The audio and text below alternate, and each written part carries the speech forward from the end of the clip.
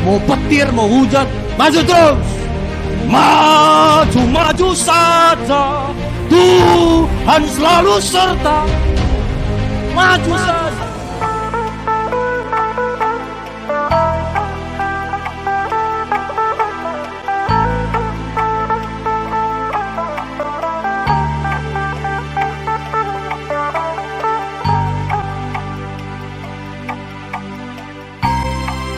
Seperti yang berapa minggu lalu yang saya cerita, Yesus itu dia selalu lihat motivasi di balik apa yang kita kerjakan, ya.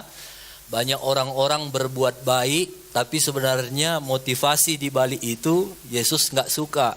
Contohnya kemarin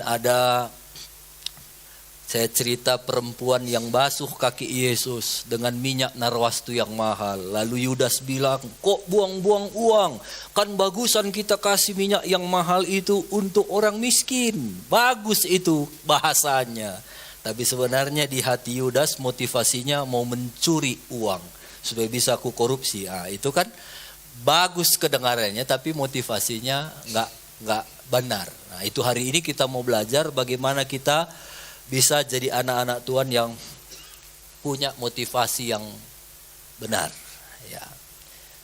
Boleh abang ini duanya maju bang? Misalnya Ari ini jalan, nanti kami akan sama-sama jalan. Aku dulu nanti sama Ari. Ari nanti serong sikit aja, 2 derajat aja serong. Udah ya, serong ke kanan ya. Sikit aja nanti aku jalan lurus, sikit aja jalan serong. Ayo kita sama-sama jalan. Apa yang terjadi? Dia tadi awalnya sendiri. Awalnya dia sikit aja serong, tapi makin lama kami berjalan makin jauh. Sikit aja ini sikit. Tak apa-apanya sikit, tapi makin lama makin jauh. Nah, makanya motivasi kita di awal itu harus dibenarkan. Kalau enggak makin lama makin jauh itu. Nah, yang kedua, ibaratkan saya Tuhan, ini kita manusia. Yang kedua dia berjalan bersama dengan Tuhan. Jalan. Kadang-kadang kan ada juga malasnya ya. Ada juga egonya. Aku ke sana, tarik ke sana. Enggak kebaktian sekali ya, malas. Tapi kalau ada Tuhan, jangan aku. Firman Tuhan bilang, Tuhan menetapkan langkah-langkah orang yang berkenan kepadanya.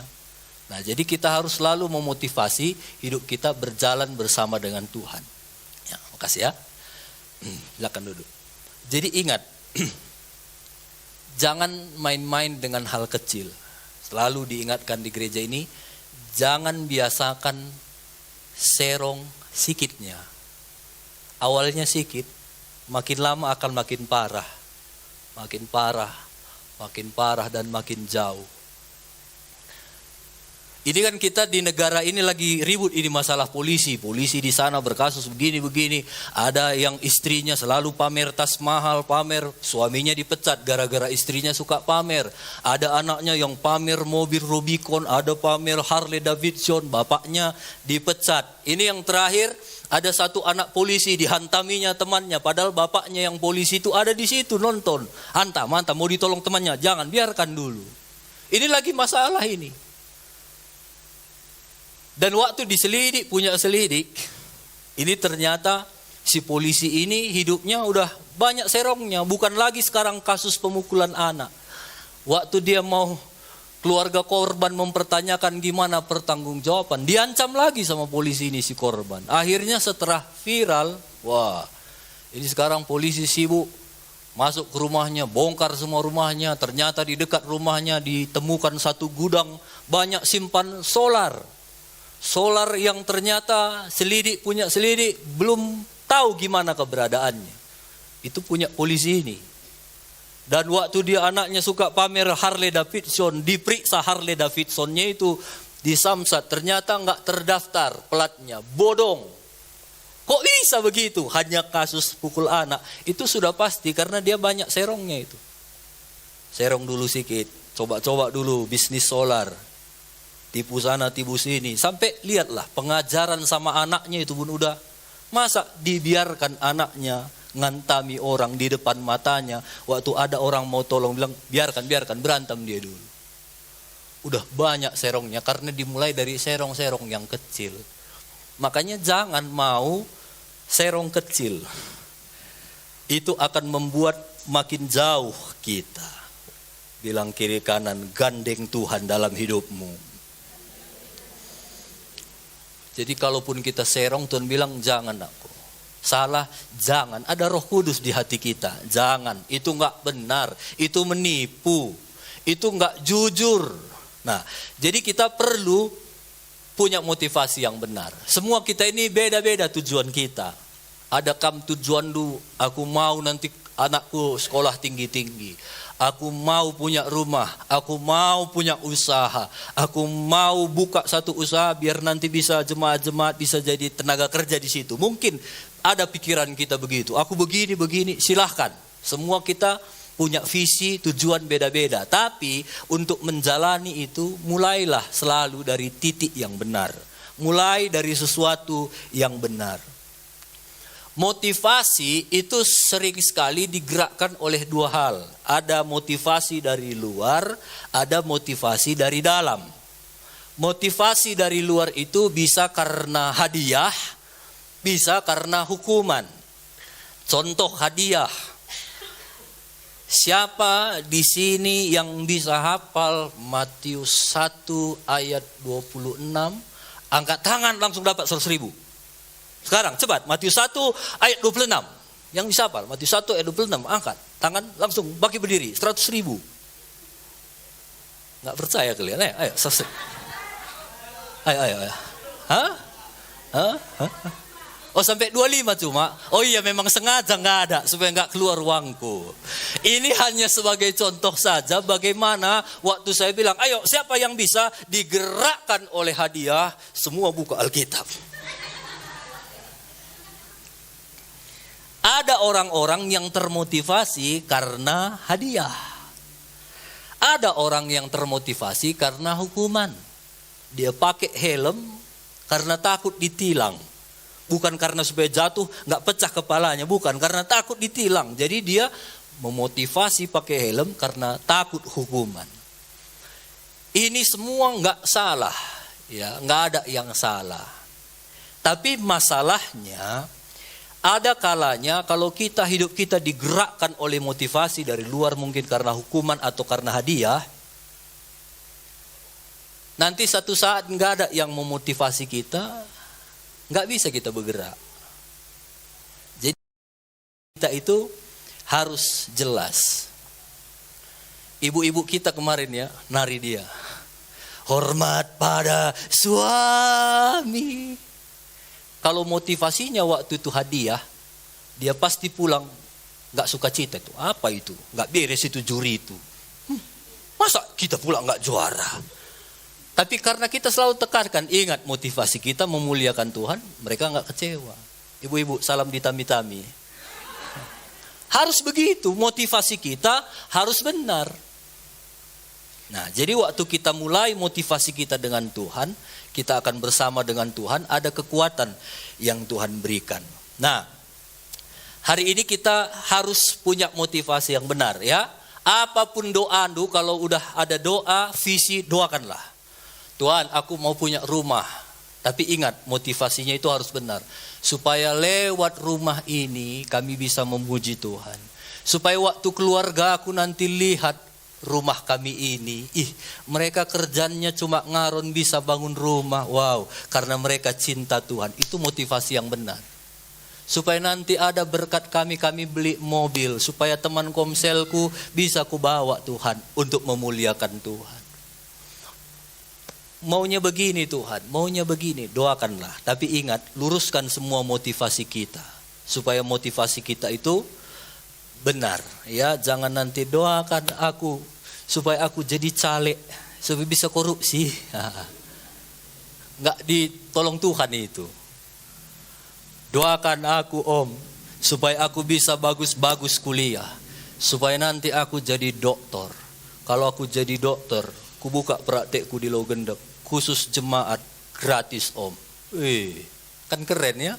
Pasti jemaat pun tolong jadi dokter dia Tuhan. Jadi dokter dia Tuhan. Jadi motivasi kita itu harus benar. Jangan nanti supaya aku jadi dokter.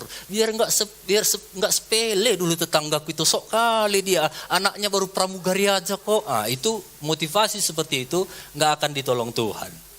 Jadi motivasi kita harus benar. Kenapa saya harus melakukan ini? Jadi mulai sekarang apapun yang Bapak Ibu kerjakan, coba cek motivasi saudara. Kenapa aku harus datang setiap hari Minggu ke sini? Apa motivasi saudara? Karena saya datang cinta Tuhan, karena Tuhan terlalu baik sama aku. Sepanjang minggu ini udah Tuhan tolong aku. Dengan berbagai macam mujizat aku bisa merasakan karena tangan Tuhan. Itu sebabnya gak ada alasanku gak menyembah Tuhan. Nah itu motivasinya baik. Karena ada juga orang yang ibadah itu gitu tadi, cari kawan. Aku kan merantaunya di sini biar ada kawan. Ada juga gereja yang ada piring-piringnya, ada kudin-kudinnya. Biar ada nanti piring-piring kudin-kudinku kalau aku menikah. Biar ada nanti yang liturgikan aku. Itu semua motivasi yang salah. Motivasi kita itu harus benar. Aku datang ke gereja ini karena Tuhan baik sama aku. Aku hidup karena Tuhan. Coba semua nanti kita cek motivasi kita. Kenapa saya mau jadi gembala di Sugihan? Apa motivasiku jadi gembala di sana? Kenapa aku bisa melayani musik rebana WL di sini? Apa motivasiku? Kenapa aku bisa jadi jemaat, jadi gembala sel, bertumbuh di komsel? Apa motivasiku? Itu coba kamu cek nanti di rumah. Dan kalau ada yang bengkok-bengkok, coba luruskan. Aku harus punya motivasi yang benar. Saya percaya pelayan-pelayan di sini semua, mereka itu punya motivasi yang benar, makanya bisa bertahan melayani di sini. Kalau enggak, udah melayani, kadang-kadang dimarahi lagi. Kamu kok terlambat? Kamu kok enggak ikut doa? Kamu kok nggak bayar perpuluhan udah berapa bulan ini? Gimana gini pelayan? Kamu kok doa nggak kelihatan? Ini kalau nggak motivasinya karena aku melayani Tuhan, emang cuma di sini gereja. Makanya kita harus punya motivasi. Jadi banyak hal yang bisa kita kerjakan dengan kuat, dengan sabar, dengan setia karena motivasi kita benar. Kalau enggak, salah hidup kita. Kalau misalnya motivasi kita ya memuji Tuhan, ya biar semangat semua orang ini. Kamu lihat nggak semangat jemaat? Apanya kayak gini? Salah motivasi kita. Mau semangat mau enggak, kalau kita menyembah Tuhan, ya sembah Tuhan. Nah itu motivasi yang benar. Kalau kita ngelihat jemaat rame baru kita semangat, nggak rame jemaat, nggak semangat kita. Itu kan motivasi kita yang salah. Nah, makanya semua ini harus kita luruskan, ya. Nah, kalau kita punya motivasi yang benar, percayalah ada Tuhan yang akan selalu bersama dengan kita. Ya, motivasi kita benar, ada Tuhan yang selalu bersama dengan kita. Banyak pun masalah kita, ada Tuhan yang menolong kita. Nah, ini standarnya. Kita baca Matius 22 ayat 37 sampai 40. Matius 22 ayat 37 sampai 40. Jawab Yesus kepadanya, kasihilah Tuhan Allahmu dengan segenap hatimu dan dengan segenap jiwamu dan dengan segenap akal budimu. Itulah hukum yang terutama dan yang pertama. Dan hukum yang kedua yang sama dengan itu, kasihilah sesamamu manusia seperti dirimu sendiri. Pada hukum kedua itu tergantung seluruh hukum Taurat dan kitab para nabi. Jadi dari ayat ini, beberapa ayat ini ada 3 hal. Kita harus luruskan motivasi kita. Yang pertama, apapun yang kamu kerjakan, tanya, apakah dengan yang kukerjakan ini aku mengasihi Tuhan? Apakah yang dengan kukerjakan ini aku mengasihi diriku sendiri? Diri sendiri itu juga termasuk pasangan kita ya. Kalau suami istri itu udah satu. Apakah dengan kulakukan ini aku mengasihi diriku atau pasanganku? Yang ketiga, apakah dengan kulakukan ini aku mengasihi sesamaku? Nah, ini pertanyaannya 3. Apapun yang kamu kerjakan terus tanya 3 hal ini. Kulakukan ini aku mengasihi Tuhan kah? Aku mengasihi diriku kah? Atau aku mengasihi sesamaku kah? Yesus kan Yohanes 3:16, karena begitu besar kasih Allah akan dunia ini sehingga ia mengorbankan anaknya. Dia melakukan pengorbanan karena dia mengasihi Bapa, mengasihi dirinya sendiri juga, mengasihi sesamanya, mengasihi sesama manusia. Jadi itu dilakukan Yesus, makanya dia mau berkorban. Motivasinya itu udah betul, karena kasih. Maka karena kasih dia punya motivasi, aku korban ini karena sayang aku sama umat manusia. Makanya waktu dia ditampar, difitnah, diludahi, dicambuk, ditusuk lambungnya, gak ngelawan dia. Karena udah jelas motivasiku karena aku sayang sama mereka. Makanya dia tetap bertahan di jalan Via Dolorosa itu. Nah, itu sebabnya hari ini apapun yang ada dalam hidup kita, tanya 3 hal ini. Apa motivasiku ini benar? Saya kasih contoh 1 yang dosa. Selingkuh misalnya. Tanya, apakah dengan aku selingkuh sama perempuan lain, dengan laki-laki lain, aku mengasihi Tuhan? Apakah ada orang selingkuh, aku mengasihi Tuhan katanya? Enggak, berarti salah. Apakah dengan aku selingkuh, aku mengasihi diriku, mengasihi pasanganku? Apakah senang ada pasangan sini temannya selingkuh? Enggak, salah, Apakah dengan aku selingkuh, aku mengasihi sesama? Iyalah om, kasihan dia om. Butuh dikasihani. Enggak apa-apa, aku sanggupnya memelihara 2, 3 oleh anugerah Tuhan om. Iya, mungkin dia betul. Tapi yang menderita siapa? Istri kita, itu juga sesama kita. Anak kita juga menderita, itu sesama semua. Jadi salah. Nah gitu. Jadi ceklah nanti setiap hari. Misalnya korupsi, tipu-tipu sedikit. Kira-kira korupsi menyenangkan hati Tuhan enggak? Mengasihi Tuhan enggak? Wah, kurasa kalau aku korupsi itu akan membuat Tuhanku bangga kepada aku gitu. Kalau enggak, jangan lakukan. Apakah aku mengasihi pasanganku, diriku kalau aku korupsi? Enggak. Buktinya itu tadi, anaknya yang berantem, bapaknya dipecat. Istrinya yang bergaya, suaminya dipecat. Jadi itu jangan dilakukan. Apalagi kalau aku korupsi, menolong sesama kah? Enggak, sudah pasti ada yang dirugikan kalau kita korupsi. Ya, sudah pasti sesama kita dirugikan. Apalagi contoh yang lain, dendam. Kalau aku dendam, kira-kira aku mengasihi Tuhan enggak? Enggak. Kira-kira kalau aku dendam, aku mengasihi diriku enggak? Enggak. Firman Tuhan bilang kalau di sini ada akar pahit, itu sumber penyakit.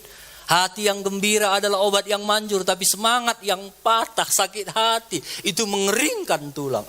Berarti enggak cocok sama diriku ini ya. Nah. Kalau dendam itu cocok enggak? Mengasihi sesama enggak? Enggak. Pasti membenci sesama. Oh, kalau gitu aku enggak dendam. Nah, gitu ya, jadi itu harus selalu kita lakukan supaya tahu kita motivasi kita itu benar atau enggak. Contoh hal yang baik di area kerohanian, misalnya doa. Kira-kira kalau aku doa itu mengasihi Tuhan enggak? Sekarang coba cek apa motivasi kita doa. Karena ada orang berdoa karena udah sering ini gempa. Gempa berapa kali? Firman Tuhan bilang tanda-tanda akhir zaman sudah dekat. Berdoa dia selalu. Sebelum itu gak pernah berdoa. Dia digerakkan motivasinya karena hukuman, takut. Coba cek apa motivasi kita berdoa. Iya kali zaman sekarang ini. Kemarin ku dengar di Kuala Namu ada pula perempuan sehat kali lagi neleponnya dia karena takut dia terjebak di lift. Dipaksanya bukanya liftnya. Masuk dia ke dalam. Sampai 3 hari udah bau baru ketahuan. Ngeri kali ya. Kalau misalnya aku matinya gitu. Berdoalah aku. Ada orang berdoa karena motivasi dari luar. Nah, jadi sekarang coba cek. Apa motivasiku berdoa? Aku berdoa apakah karena aku mengasihi Tuhan? karena yang lain-lain. Aku ikut doa Jumat, apakah karena aku mengasihi Tuhan? Karena memang wajib kalau pelayan. Nggak enak juga sama gembala selku, teman-teman selku, dia doa, aku enggak. Atau aduh gimana? Cek motivasi kita. Kita datang berdoa karena kita mengasihi Tuhan. Yang kedua, kalau aku berdoa apakah aku mengasihi diriku sendiri? Ya. Firman Tuhan bilang dengan berdoa kita rohnya kuat. Kalau roh kita kuat, jiwa kita kuat. Kalau jiwa kita kuat, tubuh kita ini juga kuat. Makanya waktu kita berdoa, apakah itu menguntungkan, menyenangkan diriku? Jawabnya iya. Kalau roh kita kuat, banyak pun masalah kita, kuat kita menghadapinya. Tapi kalau enggak, sedikit pun masalah kita, gurapas kita. Itu makanya perlu selalu bangun diri kita, bangun hubungan doa kita. Kalau misalnya aku berdoa itu bisa menyenangkan sesama, sudah pasti. Sudah pasti waktu kamu intim dengan Tuhan, sifat-sifat Tuhan itu ada di dalam hidupmu. Sabarnya Tuhan ada, kasihnya Tuhan ada. Kalau hidup kita sabar, penuh dengan kasih, orang di sekitar kita pun nyaman sama kita. Sudah pasti. Nah, itu sebabnya kalau begitu berarti aku perlu berdoa. Berdoalah. Nah, supaya kita kuat. Kalau kita nggak kuat, nggak jadi berkat kita nanti. Ini Bapak Ibu Gembala, kami nggak cerita. Hari Senin, Bapak Gembala kita harus dioperasi karena ada hernia. Ada daging yang harus dibuang dari tubuhnya. Jadi hari Senin, kakak sama abang dari Binjai datang sama mama, mereka antarlah ke rumah sakit Evarina. Anak-anak lagi di sini semua, saya dengan istriku bawa mereka jalan-jalan ke Tongging. Karena dalam pemikiran biasa masuk Senin rumah sakit, persiapan operasi hari Senin, Selasa baru dioperasi. Waktu kami sudah sampai Tongging, saya ditelepon, kakak, bapak jam 1 sudah dioperasi. Cepat sekali.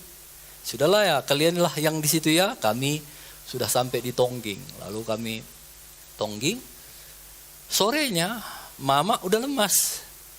Udah enggak, memang mama juga berapa hari ini sudah lemas, enggak sehat, enggak tahu sakit apa, suka kumat asam lambung begitu. Sorenya saya ditelepon lagi. Dek, mama juga sudah diopnami. Apa aku bilang? Gimana ya Tuhan ini? Gini-gini aku di kolam itu, gitu. Enggak, aku bilang. Oh kalau gitu baiknya semua kan enggak? Baik. Jadi gimana? Malam ini gimana? Malam ini biar aku yang jaga. Kalian pulang aja, besok pagi cepat kamu datang. Iya, Tuhan tolong ya. Udah selesai. Tidak ada sedikit pun di hatiku, gimana ya Tuhan ini? Kami melayani Tuhan kok duanya pula sakit bapak mamaku. Kan bisa satu-satu. Kan bisa seminggu ini kok dua, satu kamar pula. Gimana ya Tuhan? Nggak ada satu pun sungutan dari mulutku. Terima kasih Tuhan. Aku percaya apa yang terjadi dalam hidupku, semua anugerah Tuhan. Aku juga nggak ada gunanya kan. Udah. Pagi kami sampai sini, makan semua, makan. Nggak ada, aku bilang, jangan kau ribut semua. Pusing kepalaku ini. Ribut kau sih semua. Mamaku sakit di rumah sakit, dia kok. Enggak, mau main. Ayo makan, bebas. Nggak ada masalah. Saking bebasnya. Hari Rabu, pulang dari rumah sakit, kami mau kebaktian ke Sugikan. Kami lagi siap-siap kebaktian. Perempuan main di sana, laki-laki main di sini. Si Jacob sama si Ajiel cari harta karun. Ini kan di sini ada pintu kecil supaya kita bisa simpan barang-barang yang nggak pakai di atas gereja ini. Mereka buka pintu kecil ini. Ayo bang, kita cari harta karun. Katanya ini udah jam 7 malam ini. Mereka cari harta karun. Dan dia pijak satu triple ini si Jacob, jatuh dia ke bawah. Buak. Kami nggak tahu. Akhirnya si adiknya teriak sini, jatuh Jacob. Teriak kakaknya tanya, Jacob jatuh, lari dia. Lalu dibuka pintu dari sini, Jacob sakit mah. Gimana anakku, gimana? Sakit perutku, bawa aku ke dokter, Mak. Dia paling takut dokter, tapi waktu itu dia bilang bawa ke dokter. Ih, berarti ini udah parah. Lalu ku angkat tanganmu, angkat kakimu, angkat. Apa yang sakit? Perutku sakit, Mak. Apa yang ku bilang? Telepon di mana ada tukang urut. Enggaknya, adik kau apa lagi ini tukang? Enggak gitu ku bilang. Aduh gimana itu kan? Enggak. Dan saya percaya itu bukan dibuat-buat. Karena ada roh Tuhan yang hidup di dalam kami. Udah, telepon ke Samura. Pas Tuhan atur semua. Pas pula ada tukang urut di Samura. Sampai kami di sana, diurutnya. Dan akhirnya udah gak sakit lagi, Mak. Besoknya udah langsung lagi ditinjuinya aku. Nah, jadi dari sini dapatlah satu pelajaran, anak-anak itu suka cari harta karun. Bilang kiri kanan, tambahi jajan anakmu, bilang. Biar gak cari harta karun dia. Jadi ini, amin kata orang ini. Anak, tambahi jajan anak, amin katanya. Ya, jadi itu. Ya, jadi kita harus selalu lihat apa motivasiku. Jadi kalau berdoa, bagus, berdoalah. Baca firman juga begitu. Apakah dengan aku baca firman aku mengasihi Tuhan? Iya. Apakah dengan baca firman aku mengasihi diriku? Iya. Karena firman Tuhan bilang orang yang suka merenungkan Taurat Tuhan siang dan malam, dia akan bertumbuh seperti pohon. Firman Tuhan itu akan menyatakan kesalahan. Jadi ada kesalahan-kesalahan kita waktu kita baca firman itu diungkapkan. Apakah dengan aku membaca firman aku mengasihi sama? Betul. Waktu ada masalah kita bisa ungkapkan firman Tuhan. Jadi isi hidup kita. Semua tanya, sampai nanti di rumah tanya apa motivasimu? Kenapa aku menikah? Kenapa aku harus mengasihi istriku? Kenapa aku harus mengasihi suamiku?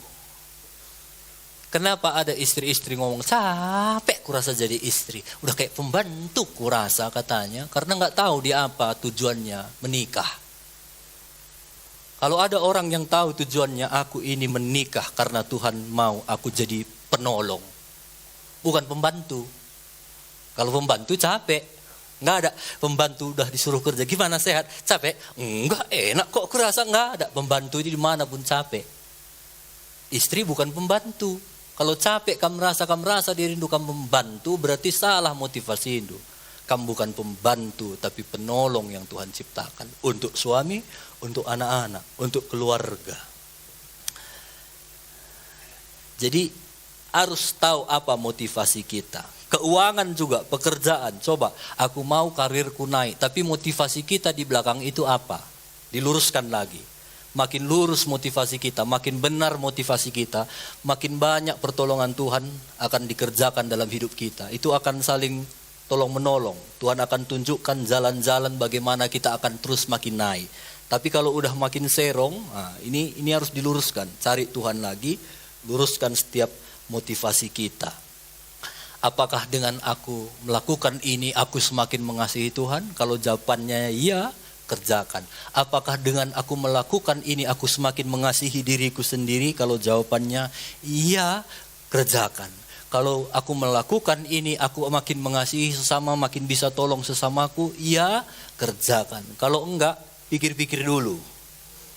Ya, berikut karakter. Karakter juga harus kita selalu berdoa, Tuhan, kalau misalnya aku berubah jadi contoh karakter murah hati. Kalau aku makin murah hati, kira-kira menyenangkan Tuhan enggak? Ya, karena firman Tuhan bilang, hendaklah kamu murah hati sama seperti Bapakmu murah hati. Oh iya. Kalau misalnya aku murah hati, kira-kira itu makin mengasihi diri enggak? Ya, karena biasanya orang yang suka murah hati itu banyak kawannya. Dan waktu dia jalan itu makin lebar jalannya.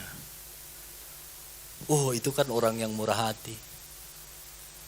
Saya sampai Evarina pagi, lalu kan pergantian perawat. Selamat pagi Bapak Ibu, katanya masuk kamar Bapak sama Mak karena mereka satu kamar. Pagi ini kami ganti shift ya Bapak Ibu. Perkenalkan nama saya ini. Saya yang akan bersama dengan Ibu sepanjang hari ini. Kalau perlu apa-apa tekan bel ya Ibu. Katanya. Oh iya, ini kepala kamarnya. Lalu waktu kepala kamarnya lihat saya. Ini kan Bapak Pendeta yang pernah khotbah di gereja kami. Iya Bu. Oh iya. Kenapa? Karena dulu aku pernah khotbah di gerejanya. Dialah yang bantu semua. Bisa akhirnya satu kamar, pulang pun dia bisa atur semua, bisa cepat. Jadi murah hati, waktu kita hidup pokoknya kasih, murah hati, penguasaan diri, kalau kita sabar itu makin lebar area kita. Apalagi kalau kita kembangkan karakter kita, apakah akan berguna bagi sesama kita? Sudah pasti. Makin kamu melebarkan karakter yang baik, akan makin banyak orang-orang yang dekat dalam hidup kita. Ya, jadi itu coba dicek. Nggak usah banyak-banyak, satu aja kita pertahankan karakter kita yang baik. Kita latih asah 1 tahun. Satu tahun kan gampang itu ya. Tahun ini aku mau latih diriku murah hati. Paksa diri kita setahun ini murah hati. Saat kita mau memberi, aduh susah kali rasanya. Enggak, aku murah hati. Saat kita mau menolong orang, enggak, aku harus murah hati. Satu aja, bangun karakter kita 1 tahun, aduh. Hidup kita pasti akan luar biasa. Ya, jadi saya berharap firman Tuhan hari ini bisa menguatkan kita. Motivasi itu 3 hal yang harus selalu kita cek. Apa saja yang kamu kerjakan, coba cek motivasi ini. Aku kerjakan ini, apakah karena aku mengasihi Tuhan? Aku kerjakan ini, makinkah aku mengasihi Tuhan? Yang kedua, aku kerjakan ini, apakah aku makin mengasihi diriku sendiri? Yang ketiga, aku kerjakan ini, apakah aku makin berdampak? Berguna bagi orang lain? Kalau itu sudah kita kerjakan, percayalah kalau itu benar dan saudara kerjakan, perjalanan saudara akan terus diatur oleh Tuhan. Ya, Tuhan memberkati kita semua.